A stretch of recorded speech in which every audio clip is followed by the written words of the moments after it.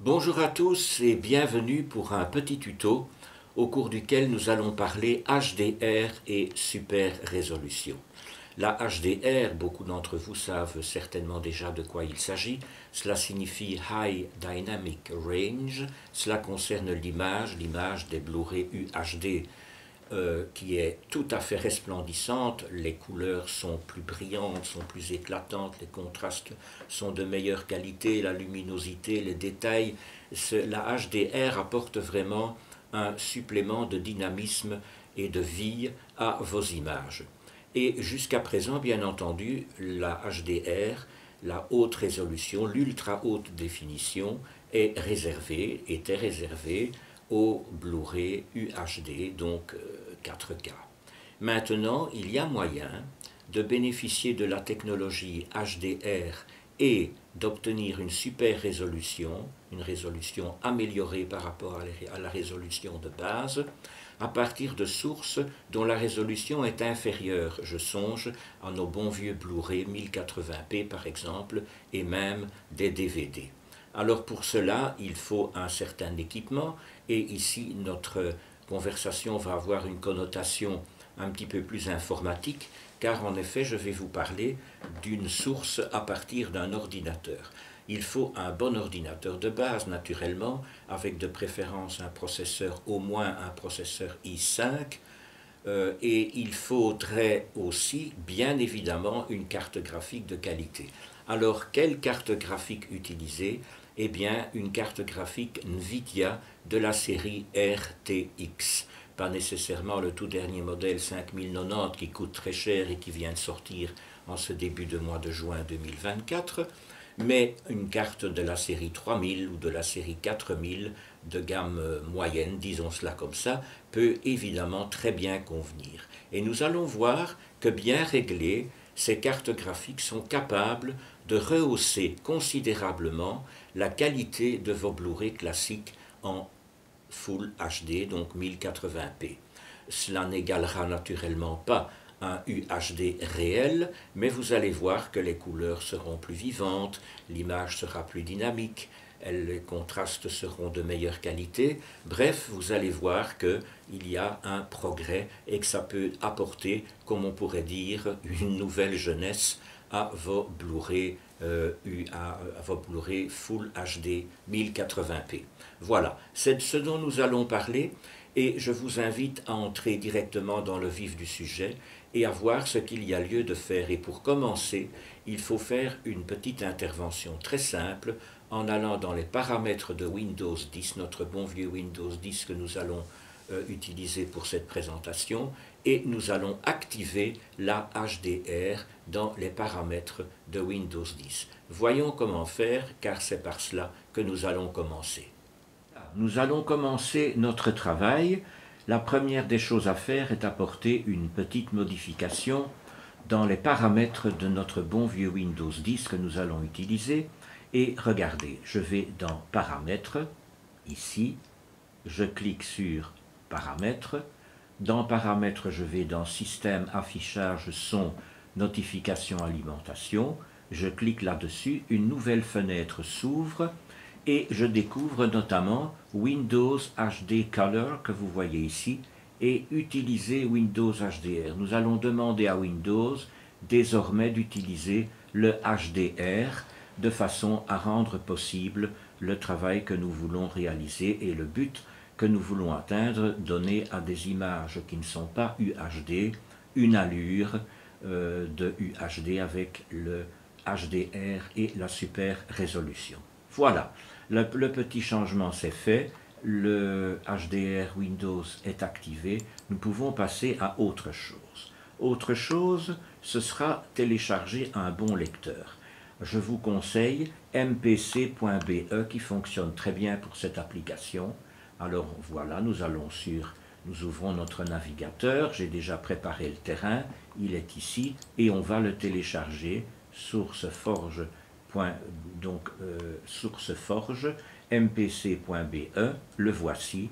Il suffit de descendre et de cliquer sur la version ici début juin 2024, nous sommes à la version 1.71, il y a régulièrement des mises à jour et je vais cliquer dessus pour télécharger cette version. Voilà, il y a quelques secondes qui vont s'écouler, mon téléchargement va démarrer et voilà, ici, je le vois, il est en train de se télécharger. Voilà, c'est déjà fait. J'en avais déjà un exemplaire dans mes téléchargements, mais je l'ai retéléchargé pour vous montrer. Alors il suffit que j'aille voir le dossier dans lequel il se trouve, et ici je vais devoir le dézipper. Je vais donc extraire tout extraire pour obtenir le fichier exe dont j'ai besoin pour l'installation. Voilà, l'extraction a eu lieu, voilà mon mpc.be en fichier exe, je n'ai plus qu'à double-cliquer sur le fichier et ce sera très simple, il va s'installer, je vous fais grâce de cette installation, donc ça va s'installer tout seul, vous passez les étapes les unes après les autres en acceptant ce qui vous est proposé, et voilà, l'opération est accomplie. Je quitte ceci parce que j'ai déjà installé mpc.be, j'ai mis une icône d'mpc.be ici dans la barre des tâches, alors je vais ouvrir mpc.be et vous montrer succinctement ce qu'il y a lieu de faire. Nous allons aller dans les options pour voir ce qu'il faut modifier et ce qu'il y a lieu de préparer pour que ça fonctionne bien. Dans lecteur et lecture, vous pouvez aller voir à votre aise tout ce que cela contient, mais il n'y a rien de fondamental à modifier. Je vais descendre un tout petit peu la fenêtre pour qu'elle soit bien visible sur la caméra. Voilà, comme ça c'est parfait. Alors donc dans lecteur et lecture, je ne fais rien de spécial. Par contre dans vidéo, là, il faut, ici c'est déjà le cas parce que j'ai l'habitude d'utiliser mpc.be, il faut que j'utilise un certain moteur de rendu vidéo. J'ai plusieurs possibilités de moteurs de rendu vidéo, dont l'excellent MadVR, mais le MadVR n'est pas prévu pour faire ce que nous allons faire, donc il faut autre chose, et MPC Video Renderer est vraiment très très bien et fait du bon travail. Alors vous allez me dire, oui mais MPC Video Renderer, il faut qu'il soit dans le lecteur, il faut aller le télécharger quelque part. Eh bien c'est ce que nous allons voir dans un instant, comment aller chercher et installer Video Renderer pour le retrouver là où vous le voyez ici dans mpc.be. Et voilà, j'ai déjà préparé le terrain, vous voyez ici sur le navigateur Internet MPC Video Renderer, je clique dessus, je me retrouve sur ce site Alexoid d'où je vais le télécharger. Je vais un peu sur la droite de la fenêtre qui apparaît et là je tourne légèrement ma caméra pour que vous voyez bien ce qu'il en est. Vous voyez ici à droite MPC Video Renderer 0.803 0.2255, c'est la dernière version. Je clique sur Latest Version et je vais arriver à ceci qui va me donner donc les détails des modifications et améliorations d'un update à l'autre. Et je vais télécharger MPC Video Renderer en version zip. Voilà, là, le téléchargement va se faire rapidement. Je ne sais pas si on voit bien ici, je vais de nouveau aller un peu vers la droite pour que vous puissiez bien voir le téléchargement qui entre-temps a disparu parce que j'ai touché ma souris. Voilà le dernier téléchargement, c'est le deuxième que j'ai téléchargé, donc ne vous étonnez pas, mais il est ici. Je vais aller le chercher dans le dossier où il se trouve, voilà. Je vais le dézipper, c'est-à-dire aller chercher le dossier exe qui convient, voilà. Donc ici se trouve mon téléchargement de MPC Video Renderer. Je vais extraire tout, comme vous voyez, je monte avec ma souris et je clique sur extraire tout. Je vais obtenir ce résultat-ci qui contient le contenu du programme MPC Video Renderer. Il va me falloir l'installer, mais pas l'installer n'importe où. Je vais retourner sur téléchargement, je vais revoir où est mon Video Renderer, le voici, c'était le deuxième téléchargement, mais peu importe.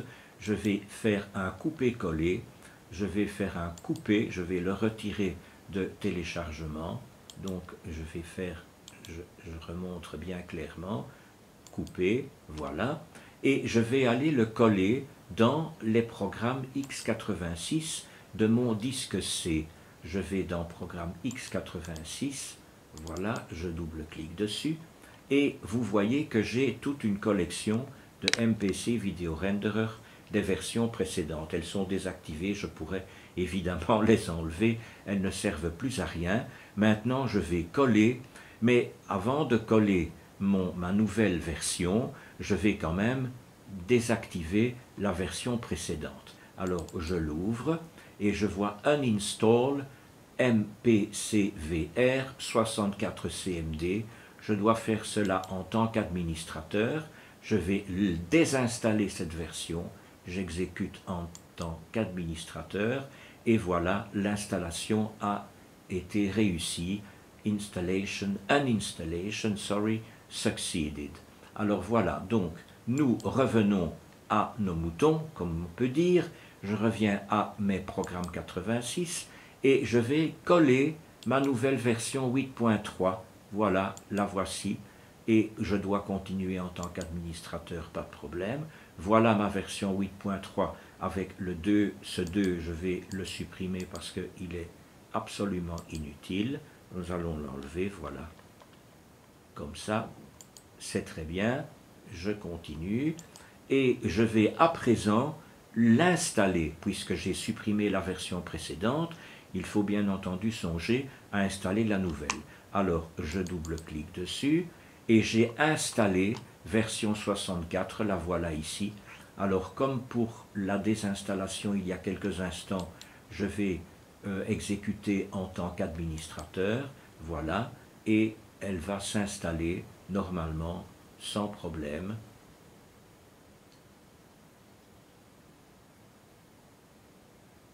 Et voilà, installation succeeded.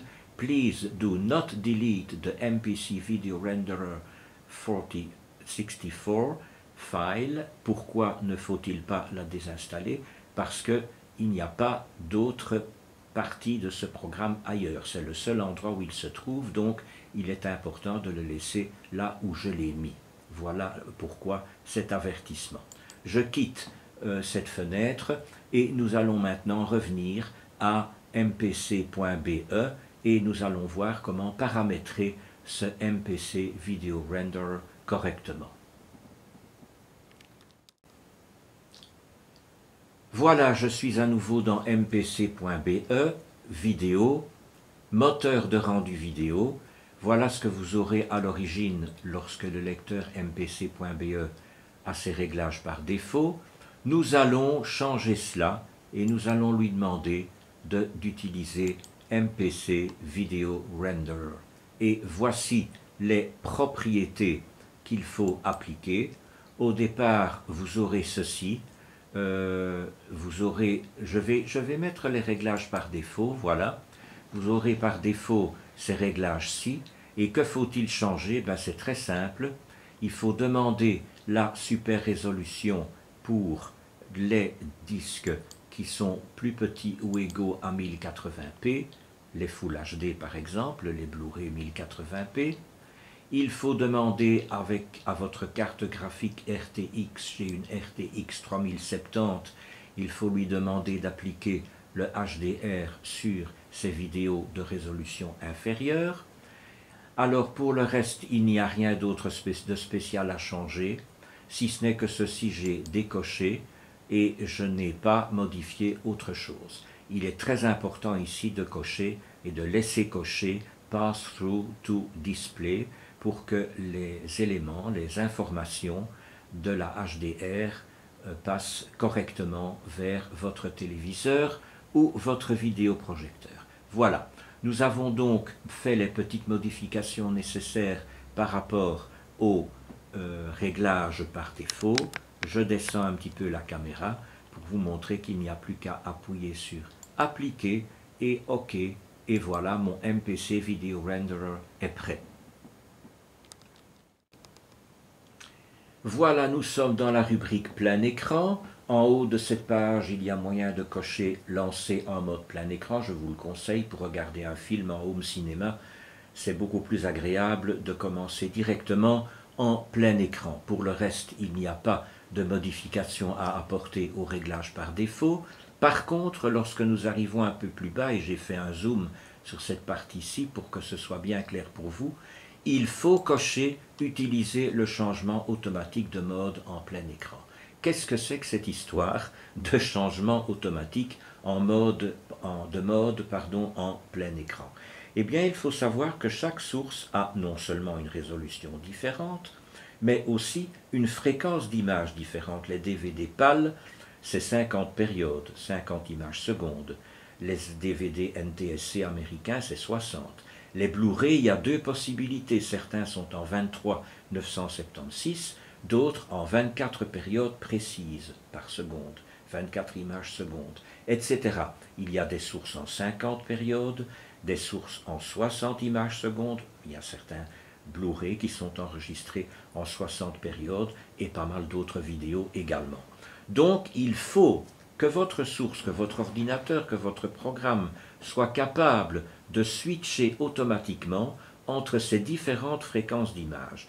Il faut que la fréquence émise par votre source soit la même que la fréquence dans laquelle le disque, le film, la vidéo a été enregistré ou enregistré. Donc c'est très important. Sinon, vous allez avoir des lags, des déformations, des imperfections très nuisibles dans votre image et ça ne va pas. Donc il faut absolument qu'il switch automatiquement pour que un film enregistré par exemple en 23 976 soit envoyé en 23 976 vers votre projecteur ou votre TV. Si c'est en 50 périodes, eh bien il faut qu'il soit envoyé en 50 périodes vers votre vidéoprojecteur ou votre téléviseur. Et c'est ce qu'on va pouvoir régler ici. Par défaut, je vais choisir une valeur. Je vais choisir la valeur de 50. Alors, je vais ici cliquer là-dessus. Voilà. Et là, je vais monter la caméra un petit peu pour que vous voyez bien clair dans ce que je vais faire. Je vais monter jusque 3840-2160. La résolution, elle ne va jamais changer. Je vais toujours demander à mon programme, quelle que soit la source, de me l'envoyer en 3840 sur 2060, 160 pixels, c'est-à-dire la résolution UHD native du vidéoprojecteur. Et si j'ai une vidéo d'une résolution inférieure, mon programme va faire ce qu'on appelle un upscaling, donc il va mettre à l'échelle l'image pour qu'elle corresponde toujours à 3840 sur 2160. Mais ce que je vais demander ici, c'est que la fréquence d'image soit une fréquence de 50 périodes. Je clique dessus, voilà, je peux redescendre, et vous le voyez d'ailleurs très bien, vous le voyez, le changement d'image. Nous pouvons continuer. Deuxième ligne, de quoi s'agit-il? Eh bien là, je vois que mon programme m'indique 23 400 à 23 988. Si je suis entre 23 400 et 23 988, je vais demander à mon installation d'envoyer les données à 23 périodes secondes. C'est 23,976 exactement, mais voilà, donc nous savons que pour la simplification ici, ils n'ont indiqué que 23. Je ne change donc rien à cette ligne numéro 1. Par contre, je vais aller dans la ligne suivante, je suis toujours en 3840 sur 2160, mais si ma fréquence d'image est de 23 988 à 24 500, je vais demander que mon installation, que mon programme, switch cela, attendez, c'est tout petit et c'est difficile, voilà, à 24 images secondes. Je voudrais que ce soit 24 images secondes exactement, voilà, et je vais le faire. Et voilà, je suis à 24 images secondes. Vous aurez compris, il suffit de continuer comme cela. Pour 24 500 à 25 500, je pourrais demander 50 images secondes, c'est la résolution du DVD, je peux mettre 50 ici. 59 500 à 59 970, je vais demander 59 images secondes, et en 59 970 à 6500, je vais demander 60 images secondes. Et voilà ce que ça va donner au final. Et voilà, après toutes les adaptations nécessaires et les réglages, ce à quoi ça doit ressembler. Il y a 3 cases que j'ai laissées tomber ici, comme vous voyez. 3 cases que j'ai laissées tomber, je ne les ai pas cochées parce qu'elles concernent des résolutions dont je n'ai pas besoin et qui ne sont pas d'application ici. Alors je descends un tout petit peu la caméra juste pour vous montrer qu'il y a encore 2 petites choses à faire. Ne pas oublier de cocher changer le mode d'affichage avant de démarrer la lecture et restaurer la résolution après la fermeture. Une dernière chose dont je désirerais vous parler avant de terminer ce tour d'horizon du HDR et de la super résolution sur des sources inférieures à l'UHD, ce sont les filtres. Nous allons ajouter des filtres externes dans mpc.be et nous allons choisir les filtres LAV. Les voilà ici. Je vais cliquer, j'ai déjà préparé les choses comme vous voyez sur mon navigateur et je vais chez Nefkeriel trouver les filtres LAV. Les derniers filtres LAV d'application sont les filtres 0.79.2, il y a un filtre audio, un filtre vidéo et un splitter, et voilà les différents filtres et les programmes d'installation ici. C'est très simple parce que vous avez accès directement, comme vous le voyez, à des fichiers exe. Donc il suffit de double-cliquer sur l'icône exe, de suivre les étapes comme d'habitude pour l'installation de n'importe quel programme et tout va se faire automatiquement, impeccablement. Je vous fais grâce de cette démonstration-là. Par contre, nous allons revenir sur mpc.be pour voir comment paramétrer ces filtres et où les placer de façon à ce qu'ils soient opérationnels. Je me rends tout d'abord dans la rubrique filtres internes. Et là, j'ai toute une série de filtres qui sont proposés par mpc.be. Alors, je vais les désactiver, aussi bien les filtres sources que les filtres vidéo et les filtres audio. Comment faire? Eh bien, un clic droit ici, activer ou désactiver, ici, je les désactive. Dans décodeur vidéo et dans décodeur audio, je l'ai déjà fait, donc les filtres internes sont désactivés. Je vais alors me rendre dans filtre externe. Normalement, dans filtre externe ici, vous ne voyez rien du tout parce qu'il n'y a rien encore, mais j'y ai mis les filtres LAV que nous venons de voir. Ils y sont déjà. Comment fait-on pour les mettre? Eh bien, c'est très simple. Donc, je vais aller voir dans Ajouter un filtre. Imaginons qu'il ne soit pas encore là. Je cherche dans la liste impressionnante de tous les filtres disponibles. Et regardez, c'est pas fini, il y en a encore. Il y en a tout plein. Il y a plein de filtres possibles. Voilà, je vais revenir au début. Et j'ai par exemple ici mes filtres LAV. Il n'y a pas de problème, le voilà. J'ai le filtre audio et le filtre vidéo, le filtre splitter, etc. Donc j'ai mes filtres LAV. Eh bien, il suffirait, s'il n'était pas encore installé, de cliquer sur le filtre audio par exemple, et puis de faire OK. Et que va-t-il se passer?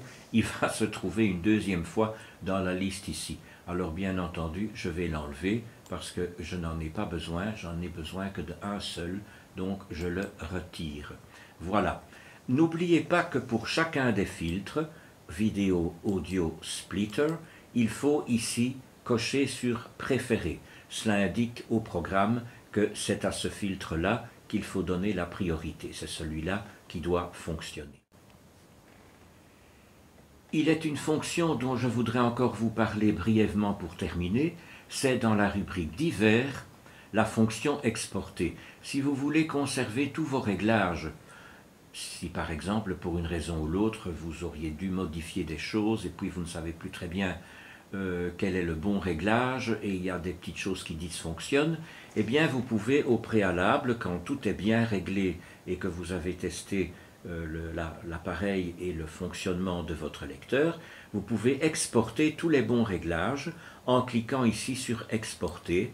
Alors vous désignez le disque sur lequel vous voulez exporter tous les réglages de mpc.be 64 bits et vous l'enregistrez. Je ne vais pas le faire parce que j'ai déjà une copie donc de cet enregistrement, de cette exportation, donc je ne vais pas le faire une seconde fois, mais vous pouvez le faire pour préserver vos réglages.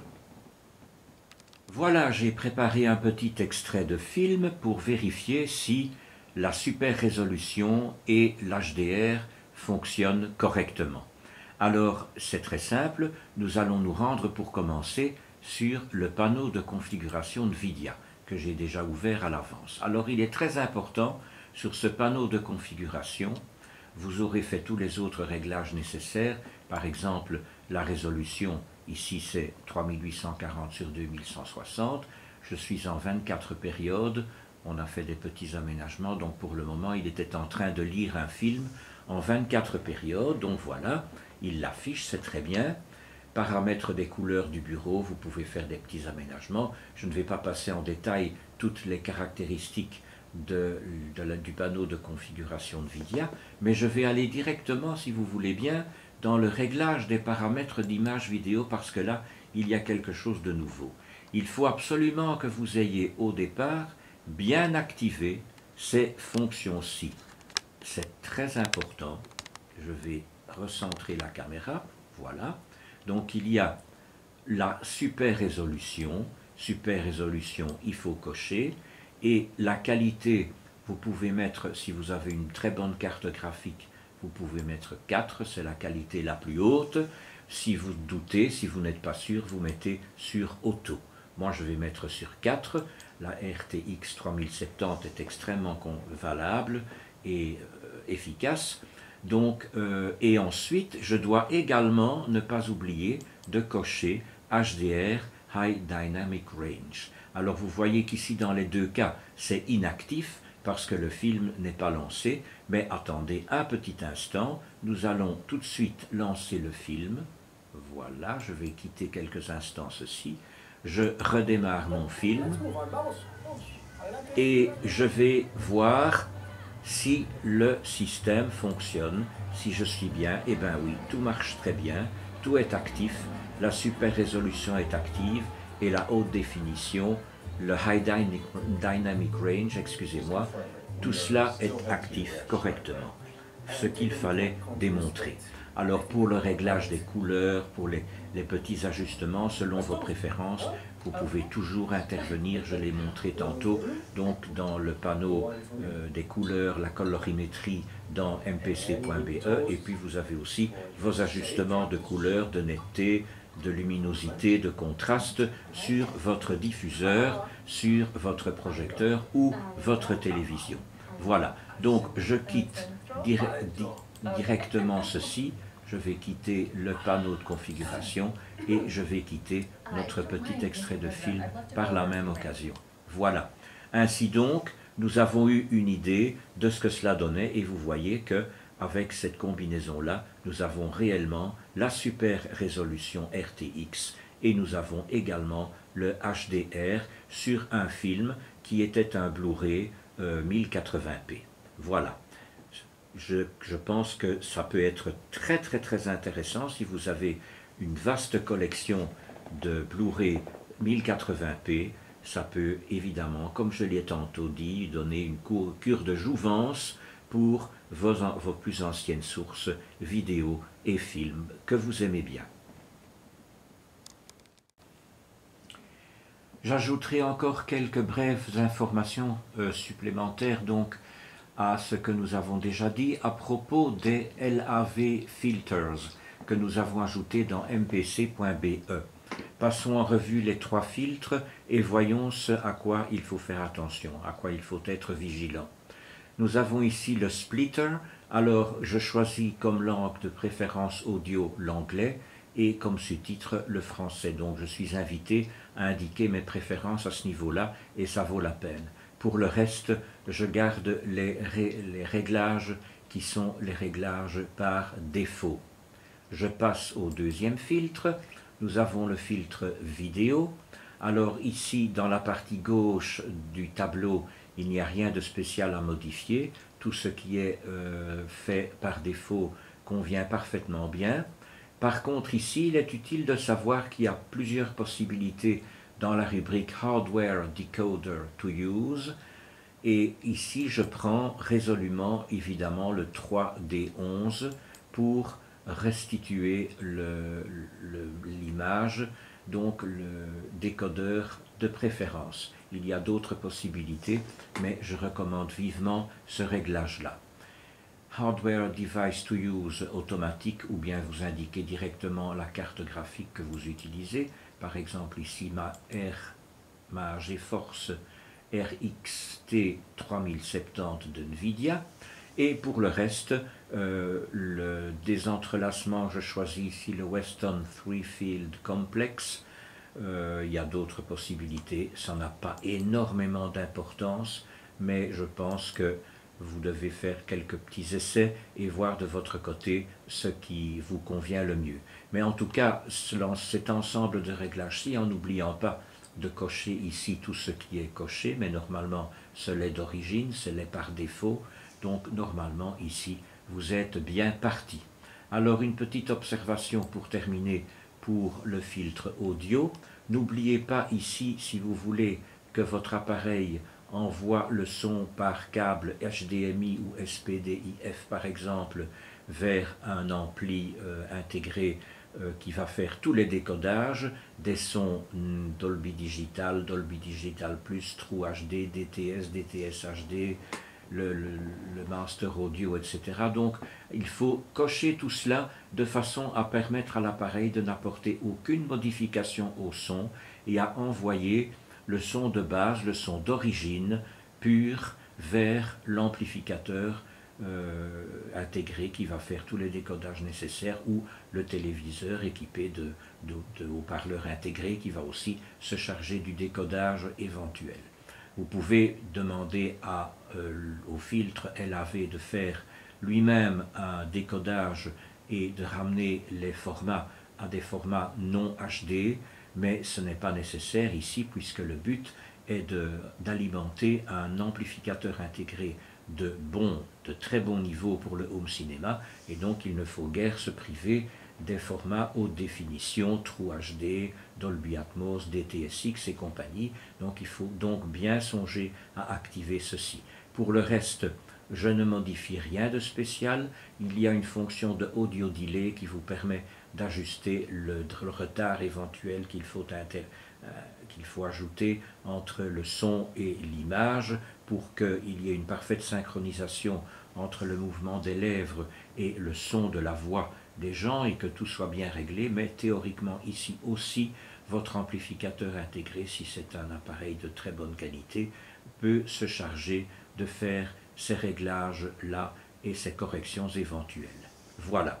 Ainsi donc, nous avons fait le tour des choses importantes, y compris de ces petits détails, mais qui me semblaient utiles de partager avec vous concernant les filtres LAV. Et bien voilà, ainsi s'achève ce petit tuto plus informatique, entre l'informatique et le home cinéma, on pourrait dire, parce que tout de même l'objectif est la restitution d'images de qualité pour le home cinéma, l'informatique au service, va-t-on dire, du home cinéma.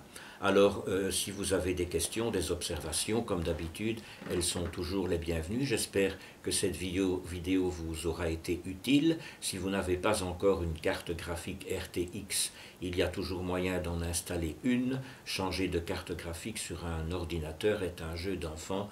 Vous pouvez le faire vous-même ou demander à quelqu'un qui s'y connaît un peu en informatique. Ça peut se faire très simplement et vous allez être comblé par une image améliorée dont les couleurs seront rehaussées, les contrastes améliorés, la lumière, les détails, voilà.